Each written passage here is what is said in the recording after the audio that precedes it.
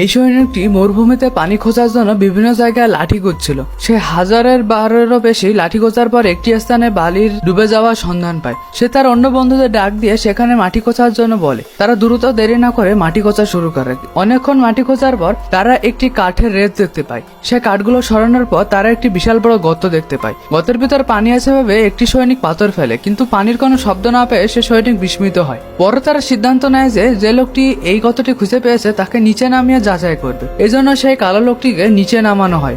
যেহেতু কাজটি অনেক ঝুঁকিপূর্ণ ছিল, তাই লোকটিকে অনেক সাবধানের সহিত নিচে নামানো হয়েছিল। লোকটি নিচে নামার পরে পানি দেখতে পায় না, তাই সে উপরে উঠে খবরটি সবাইকে দেবে বলে সিদ্ধান্ত নেয়। কিন্তু তার পরক্ষণে সে খেয়াল করে যে সেই গর্তের ভিতরে দেওয়ালগুলো ভিজে এবং সেখানের একটি গর্ত থেকে ফোঁটা ফোঁটা পানি পড়ছে। সে আর দেরি না করে তার সহযোগীদের কাছে একটি কাপ চায়। সে কাপটি পাওয়া মাত্র সে পানি জমানো শুরু করে। সে পানির এক ফোঁটাও অপচয় করতে চাচ্ছিল না।